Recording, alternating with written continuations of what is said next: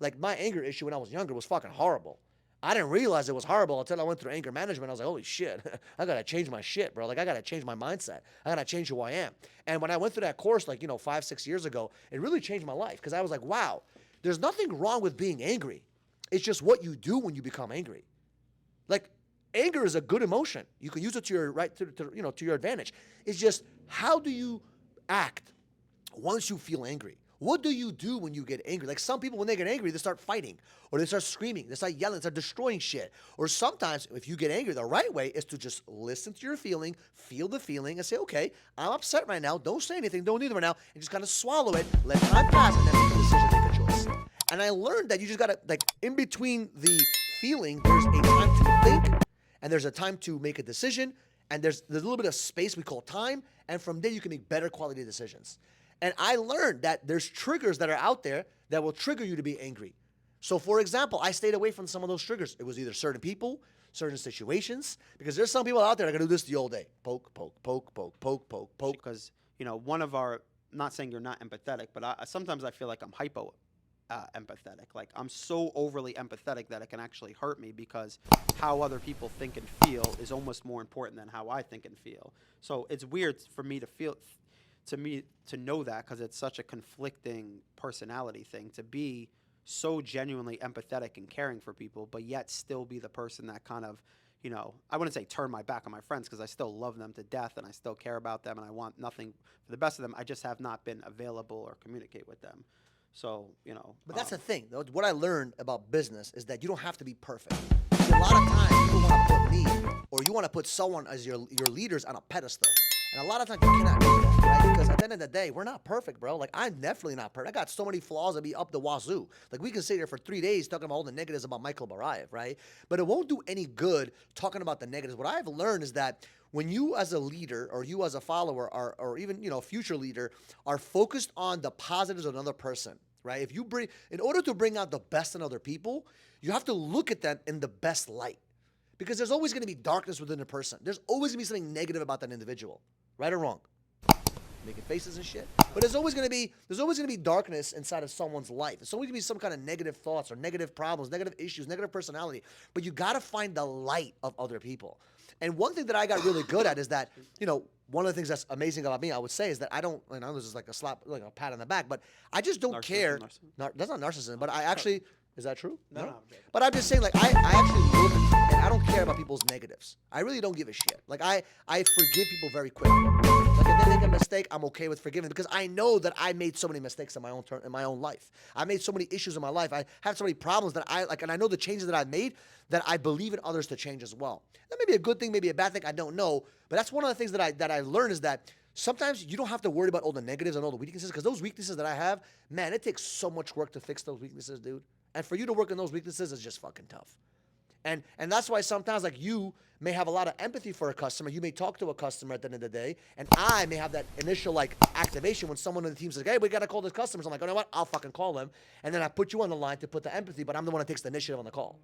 Because I'm okay with initiating, but I'm not empathetic as much as you are, so you come into the call and kind of make the situation better. So kind of like a 2-punch knockout. So what I learned is that sometimes, being around a team of people that have a bunch of positives and a little bit of different negatives is the most best thing you could do to build a fucking team, in my opinion. Because I'm not perfect, by no means. And when you look at your leader and you think that they're perfect and you judge them for those small things, what ends up happening is every single person that has ever judged me and quit on me has lost out on a lot of opportunities. And I did as well. But they did not give me the chance to improve in the life or in the areas that I needed to improve on. So they really lost out on a great person to kind of do business with or a great person to be a friend with. And I did as well, of course, because I lost it as well. But what I learned is that we both lost in that transaction, that relationship, in that situation, all because someone judged me, right? And a lot of times we judge people or we, ridicule people, their friends or family, all because they made some mistakes and you never give them a chance to kind of redeem themselves. And I appreciate you for giving me chances so many times to redeem myself and to improve myself and to grow myself. Like my anger issue when I was younger was fucking horrible. I didn't realize it was horrible until I went through anger management. I was like, holy shit, I gotta change my shit, bro. Like I gotta change my mindset. I gotta change who I am. And when I went through that course, like, 5, 6 years ago, it really changed my life because I was like, wow, there's nothing wrong with being angry. It's just what you do when you become angry.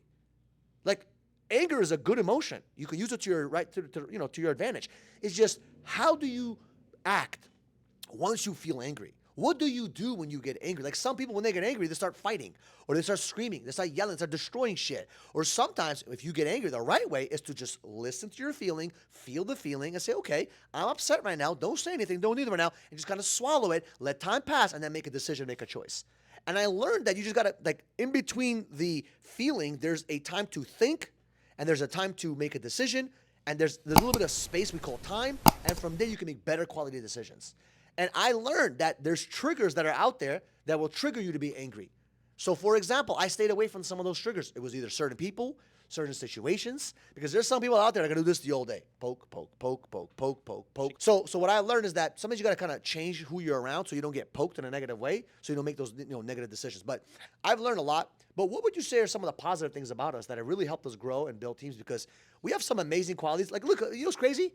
Even through all the bullshit, I'm not only talking about myself, I'm not talking about you, because that's you. But I've made a shit ton of great choices in my life.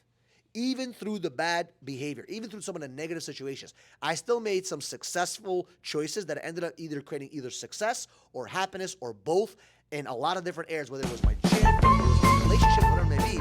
I still made some great freaking choices, even though I had some of those negative behaviors and negative personality traits or whatever it may be. And you probably can agree with that as well, because even through your bullshit, you've created a lot of success as well and helped a lot of fucking people, and it's okay. And someone that's watching this, because a lot of times, you know what happens? Somebody's watching this video and they're like, oh man, I got all these negative things about me. I got to change all these things to become the perfect leader. No, man. This is specifically for you to know that it's okay. You can still hit the higher levels of success even though you have all these bullshit qualities. It's okay. You just got to work on yourself and believe in yourself and just change every single day to become the best version of yourself. So what are some positive qualities you could say about both of us that you were excited about, that has helped us so much tremendously, even through those bullshit fucking negative, personality types or traits? I mean, I already said kind of one for me, obviously really, I genuinely do care about people. I'm very empathetic. I think also I'm a very genuine person. So a lot of times people will overlook some of the shitty things about me because they're like, at least he's being real. At least he's a real one. At least he's very genuine. He really cares. Like, they know that I really, want the best, in 99% of this, time for the reps or for people that I, work with, or even just friends. So I think that's helped me a lot because, I am, we had a conversation about being confident. I do believe I'm very confident in myself, but more than anything, I'm just okay with being me, So I've went through some, transitions as far as just how I think as you get older. Obviously, you mature and you think differently than when you're younger. But, for the most part, I'm still me. I've always been, and sometimes on camera, I'm a little bit Goofy?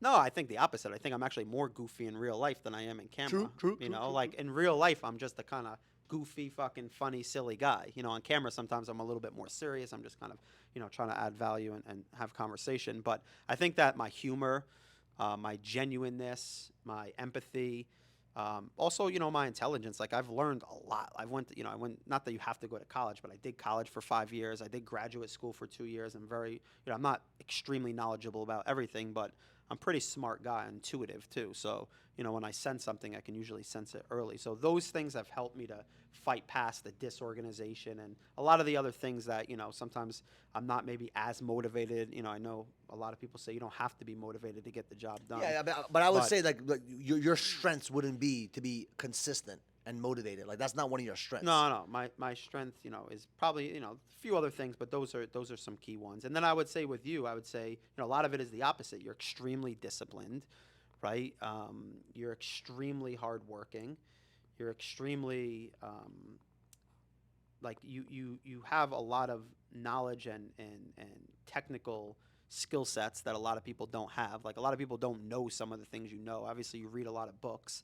I think you're extremely ambitious, right? So that just pushes you through a lot of the bullshit. Very persistent.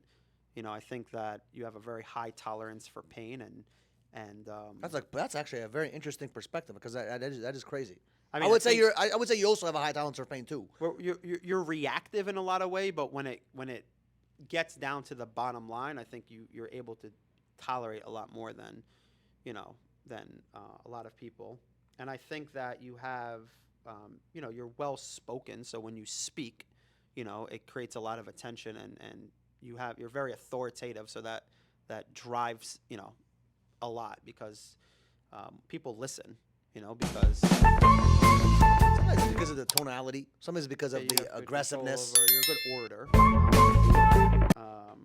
My boy Matt's like, what's that? Orator. Yeah, what's an orator? Orator is like a good public speaker.